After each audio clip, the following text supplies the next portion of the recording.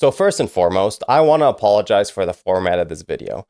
I try to do a video every single day on my channel, and it's getting pretty late, and I need to put something out there. And for that reason, this video is going to be a bit more of a freestyle video, a bit more of a ranty video. And the thing I want to talk about in this video is the whole pronoun situation around Starfield. Now, this is normally a topic I would shy away from on my channel, but it's been something on my mind, so I want to talk about it. Now, I'm normally a bit of an optimist. I like to look on the bright side of things. But today was a little bit different. I woke up kind of tired. I've been putting in a lot of work into the gym, so that's got me tired. It's been raining all day. It's been gloomy all day. And for that reason, my thoughts today have been a bit more boomeresque and a bit more pessimistic. And so to kind of discuss the topic of pronouns in Starfield, the first thing I want to bring up is that when this was really trending on social media, something I saw people talk about a lot is the fact that this isn't really a big deal. Why would people be concerned about pronouns in Starfield, considering it's something you choose really quickly while you're making your character, and it's not something you're interfacing with ever again past that point? And a lot of people are trying to say things like, why is this even a hot button issue? Why does this matter? It's so irrelevant. And so to kind of answer the question, why would pronouns in Starfield be relevant? First, you'd have to talk about what the point of Starfield is to begin with. And Starfield is obviously a video game, and video games are for entertainment, and entertainment is for escapism. You have a long day at work, you have a long day at school, you want to escape from the monotony of life, from the stresses of life. You kind of want to just get away and escape into something so that when you do have to get back into the day-to-day of life, you can do so refreshed. And that's the whole point of entertainment. Now, when it is obvious that the people who are responsible for creating Starfield are putting in things into the game that remind people of day-to-day life and that are obviously put in there because of woke politics that exist in real life, this deletes the whole concept and the whole purpose of escapism. And this is why a lot of people are upset about this, right? You go to play a video game to get away from thinking about politics, to get away from thinking about strife, to get away from thinking about the competition and the tension between humans in day-to-day life. Unless you're playing something like League of Legends, then you just hate yourself. But usually that's going to be the case, right?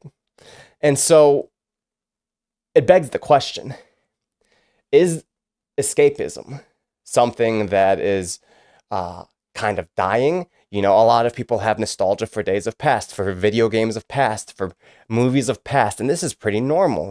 As you get older, your formative years were the first several years of your life. And then once you're formed, life becomes a bit more monotonous. You kind of settle into who you are as a person. And so you're nostalgic for the things that left the strongest impression on you because they were impressionable on you while you yourself were impressionable. And so a lot of people play these games. That is the purpose of these games. And if you look at the vast majority of content on my channel, you'll notice it's about a game called Final Fantasy XIV. And the thing about Final Fantasy XIV is it is extremely strong, probably the strongest game right now that you could play in 2023 that has these community elements, these social elements, and everyone is more or less, 9 times out of 10, really nice and inviting, and the community is vibrant and people get along and people kind of put aside their differences. And if they don't put aside their differences, they associate with people who are like them, and it's a great, nice community. Now, I think one of the reasons why a game like this is so popular in 2023 is because culture as a whole is becoming more and more and more individualistic. Everyone's kind of out for themselves more, and, there's less trust overall in Western civilization amongst people. And this kind of creates an even greater incentive to go escape into something else, right? And to do that. So now more than ever, escapism is playing a crucial and critical role in people's lives. And now more than ever, a lot of people are feeling like they cannot escape into the things that they need to escape from in order to be refreshed to take on the day tomorrow. So that's kind of the situation that we're in. Now, you'll notice also on my channel that I took like a little break of 6 to 7 months. And I didn't really talk about why I did. Now, the way that that break started was actually because of an addiction.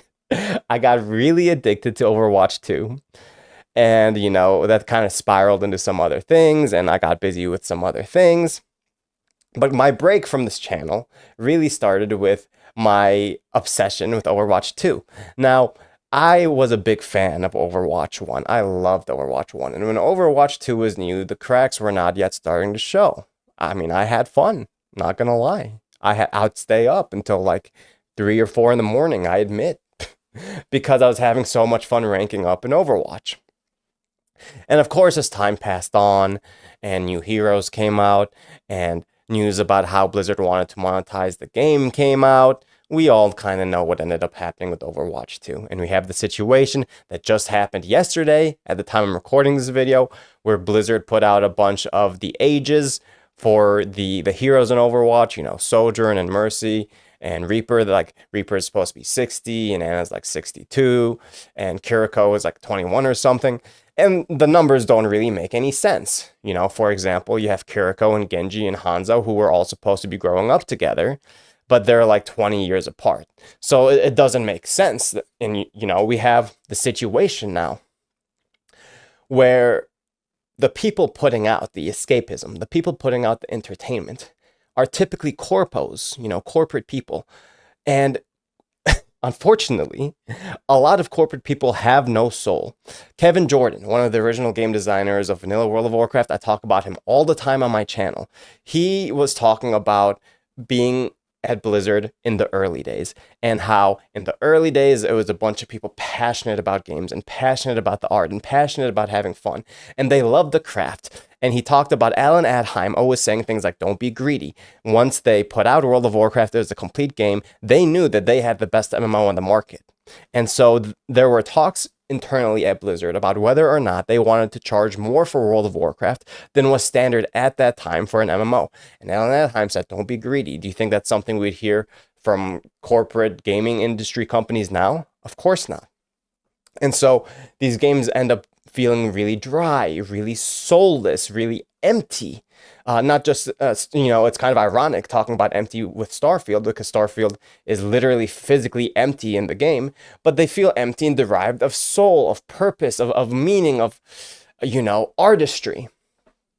And this, of course, is not good for escapism. It does not help when you want to escape.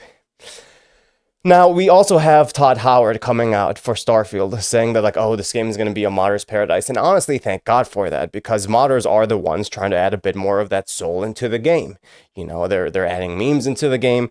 They're modifying the game and how they see fit.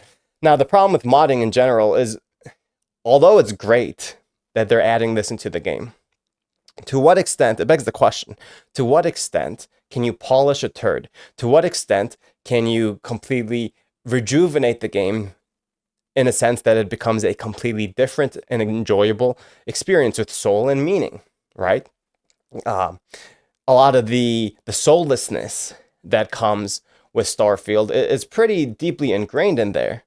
And it also makes me wonder, is the reason why Todd saying that Starfield is going to be a modder's paradise is so Bethesda, the company, doesn't have to do the work to make the game good, and they're going to get these people to make the game good for them instead?